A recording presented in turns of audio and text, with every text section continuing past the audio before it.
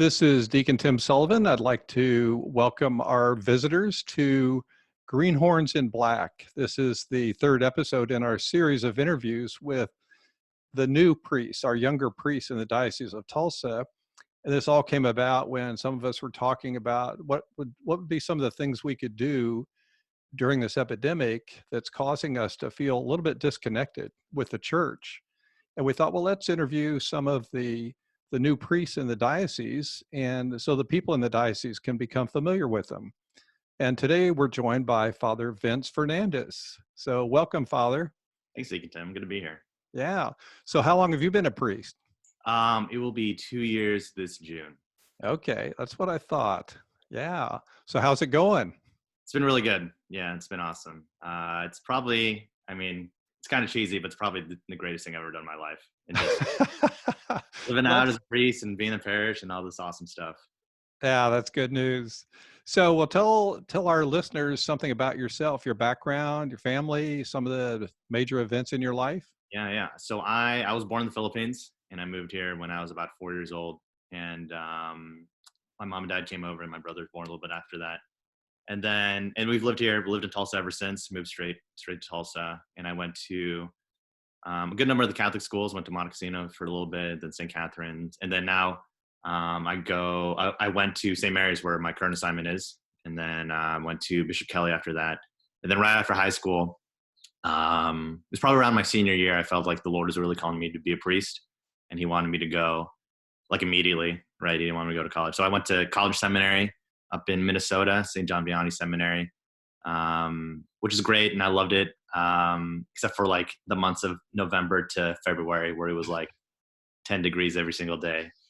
It made for really good Lents up there. Sure, you got to suffer. Have to suffer during Lent. Exactly. Yeah. And it prepared me for quarantine, because we can go outside in Minnesota, because it was like everything's frozen, so I'm used to this.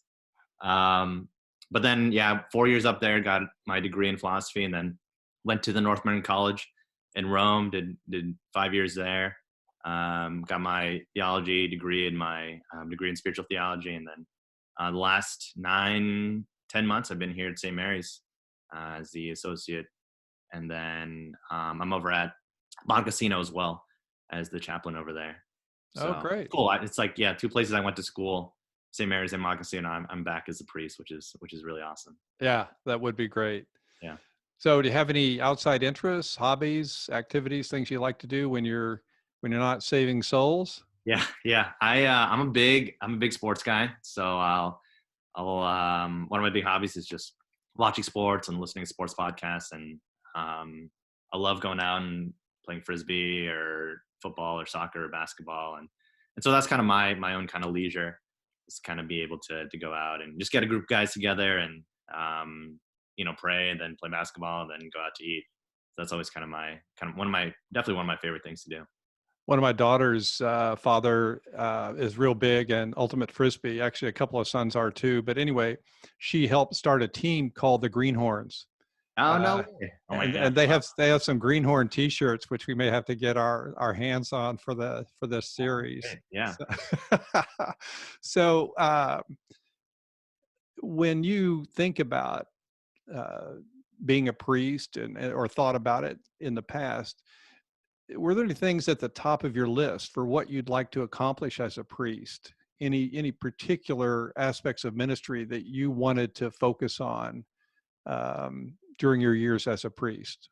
Yeah, that's a good question. I would say it's kind of hard to like really set goals as a priest, because it's all about whatever God's will is, right? And wherever the Lord leads us. So it's kind of, I was thinking about it, and I was like, it's hard to kind of pinpoint. But I think one thing I'd really like to see, and I think this would be kind of in core God's will, is just kind of help people reach a great depth to their spiritual life, right? There's such a great treasure of Catholicism out there. So many great books to read, so many great saints to look up to, so many great devotions and practices. And I would just love to see everyone to have, a really, great spiritual life, right? A great prayer life, and kind of help, develop those practices of prayer. A lot of that comes back from my degree in like spiritual theology, right? I'm kind of all about this anyway. But I think like one of the biggest questions you get as a priest is like, essentially it's how do I pray? Like, can you teach me how to pray? And it's really beautiful because there's this great desire to pray, but no one's really kind of taken the time to really teach people how to pray outside of like the mass or like the rosary, right? A lot of people still don't know about like Divine Mercy Chaplet or, how to do novena or, spiritual reading, things like that. So I think one of my big things is just really to help kind of people see how deep the Catholic faith is, right? There's so much treasure really the church has to offer us, especially with our spiritual lives. Right. Well, you mentioned the saints. Are there any saints in particular that you're drawn to? Yeah, I would say my top two saints. One guy is not necessarily saying yet he's a blessed, but it's Blessed Pier Giorgio Frassati. Oh, He's yeah.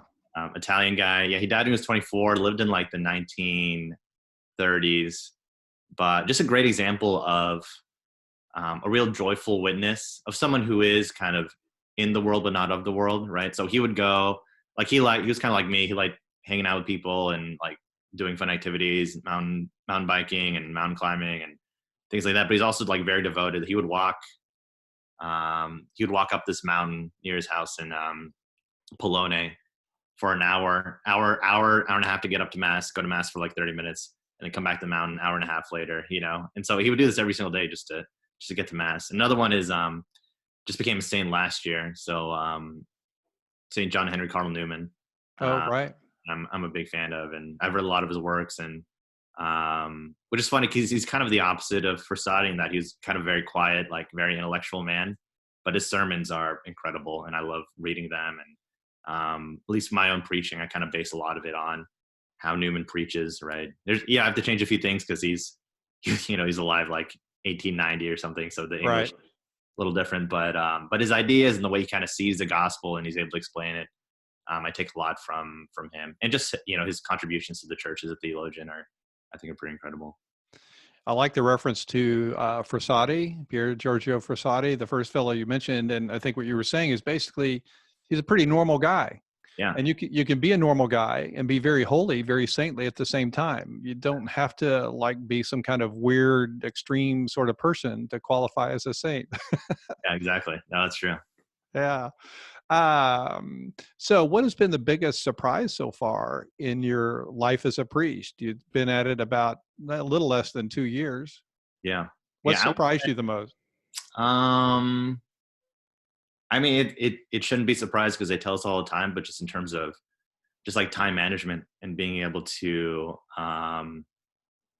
just be able to manage your schedule well, because it's a great thing. People ask a lot of the priests, and I love it, but it's you have to kind of learn a balance of like, okay, what do I say yes to? What do I say no to? How can I kind of utilize my time well, right? And to really kind of spend it in serving the Lord. And I think also like was the fact that like um, there are parts of like ministry that the Lord has blessed me and I can do well, and there's parts of ministry that I'm just like not that great in, and so that's kind of been a good learning curve, I guess, in terms of like, okay, what parts of my priesthood do I really need to work on and get better at, right? And there's parts where like, God's already blessed me and I don't have to focus on too much, but there's parts where where the Lord's calling me to be a priest to these people in these situations, right? And and I'm not used to it, or not, I haven't been there yet. And so that's kind of been kind of one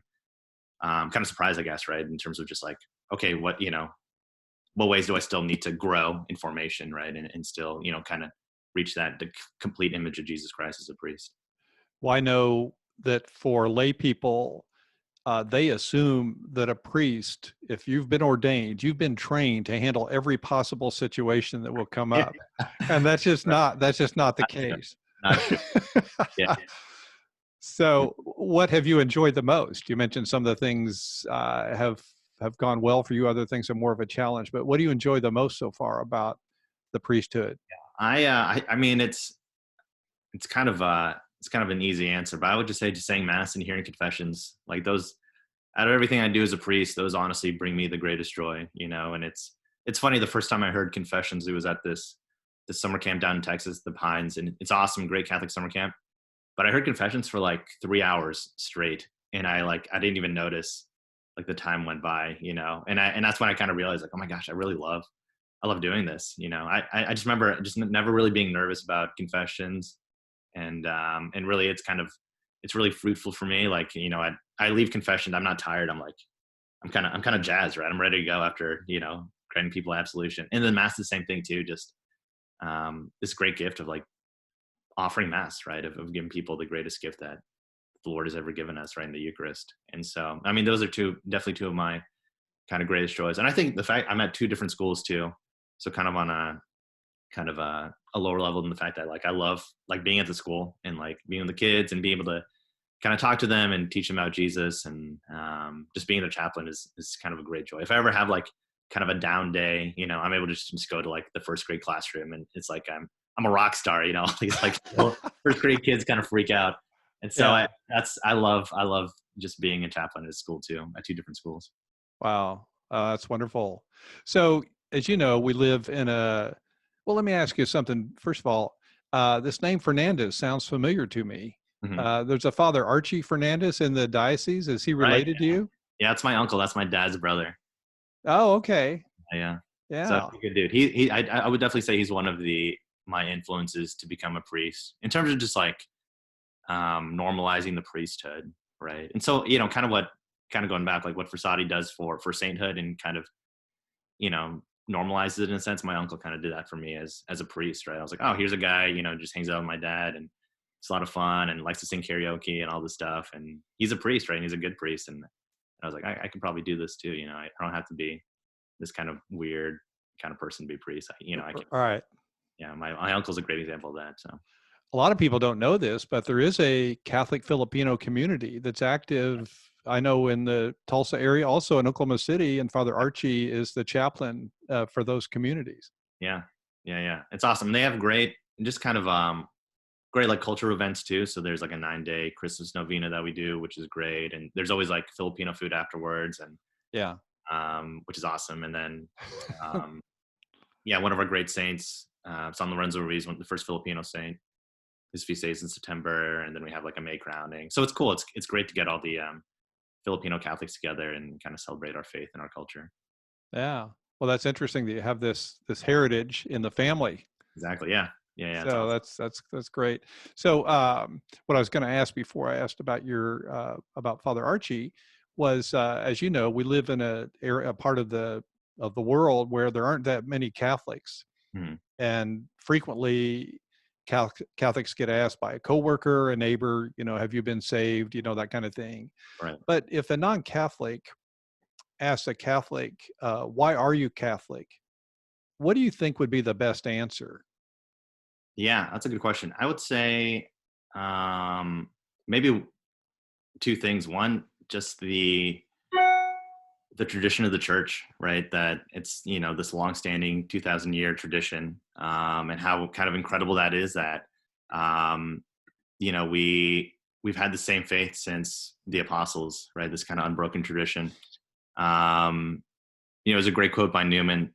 He talks about how to be steeped in history is to cease being Protestant, right? And so Right. it's kind of true. Like if you really know your Christian faith, it's kind of hard not to say that Catholicism is the one true faith. And I think also the other big thing is the Eucharist, right? And how really kind of, that for the faithful Catholic, that is like the crux of our faith, right? And especially during a time like this where people are really missing it, and there's a real longing for it. And it's kind of, in a sense, it's kind of a beautiful pain, right? That this is how the Lord literally feeds us. And it's hard for me to kind of divorce that from my idea of Christianity, right? That, the Lord really wants to be with us in this very intimate way in the Eucharist. And he literally says it in John 6. And so to be Catholic and to be able to receive the Eucharist, I think is kind of the greatest gift, right? Once we kind of come to that faith and kind of realize that.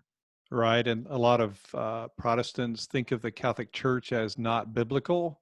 Right. But as you mentioned, the Bible, the Eucharist is all through Scripture, including the Old Testament, and of course, John chapter 6, as you mentioned, really addresses it head on.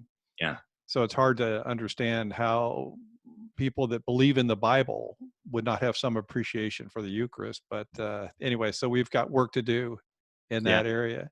Yeah. Well, most of our listeners, we're all going through this time where we can't really participate in the church the way we normally can. Do you have any advice for the Catholic people in the diocese for dealing with the situation that we're in right now and for trying to maintain some kind of a spiritual life under Right. the circumstances? Right.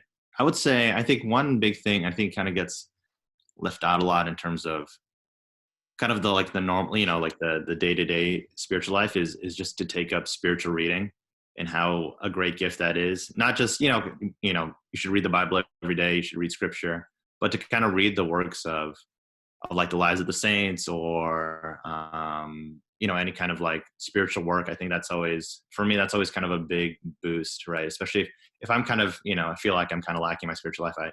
I always kind of find it's because I haven't been doing my spiritual reading, and how really that is really beneficial to our faith life. And I would also say to take this time as an opportunity to try and pray more, right? And so, my advice to people has been like, if you pray like 5 minutes a day, normally, maybe make it like 10, or if you pay 10 minutes a day, pray 15, and, try to get up to spend a little more time with the Lord. And now that we're kind of able to make that time a little bit easier, being at home and stuff like that, to try to kind of increase that prayer time, right? And try to spend that 10, 15, 20, 30 minutes with the Lord, and how much that can really kind of change our day, right? When we have that kind of fundamental orientation to him, and how we live. Right. And so we can't be in church the way we normally are. But at the same time, for most of us, our home life has, we've had more time at home. And as you're suggesting, we have more time for prayer, and we should take advantage of that. Exactly. I know people that I'm aware of, friends of mine, all that, have had a little trouble adjusting to having more discretionary time Right. at home. Uh, so it would be a great benefit to them to extend their prayer life as you're suggesting. Well, thanks, Father, for being with us. It's great to get to know you. I know that people in the diocese that have access to this will appreciate getting to know you better, and we're grateful to have you here in our diocese. And I know one of the things that's come up in my interaction with some of the young priests is how tight they are Yeah. as a community. So maybe you could comment on that before we wrap things up. Yeah. It's really a blessing in terms of like all the young priests, we get to, spend a lot of time together, and, we're always kind of hanging out and going out to lunch kind of pre-quarantine. But it's really kind of a great joy to have, brother priests that I can honestly just like be vulnerable with, right? And kind of share like, okay, here's what's going on in my priesthood. Here's, what I struggle with. Here's some great joys, things like that. And to have someone who's able to kind of relate in kind of a deep way, just as like a brother, right? And I think that's kind of a big key. And Bishop Connell is all about this in terms of priestly fraternity, right? And so Right. not just, hanging out and having a good time, but being able to kind of call each other the holiness, right? And to be the best priest we can be for the people of Tulsa. It's really kind of inspiring. And I'm always kind of, every time I hang out with the young priests, it's always a very uplifting thing, right? And I always leave really inspired, and we always have great conversations. So it really kind of is a blessing, because for, a lot of priests in the United States, that might not be a reality, right? They, especially you think of like priests in rural parts of the country, especially in Tulsa, right? They can be, Kind of isolated. exactly. Yeah. And Yeah. it makes it a little tough. But right now it is a huge blessing for me and all the other guys to be able to be around each other, and kind of start our priesthood together, here in Tulsa. So it's awesome. Right. Well, as I was saying, it's a blessing to have you here. We're grateful to have you in our diocese. And again, it's exciting to know that we have this group of young priests who are all enthusiastic, very positive, energetic, grateful to be to be priests, enjoying the life and sharing it with one another and supporting one another is a great gift to all of us. So thanks so much for being with us, Father. Thanks, Tim. Appreciate it. All right. See you soon. Bye.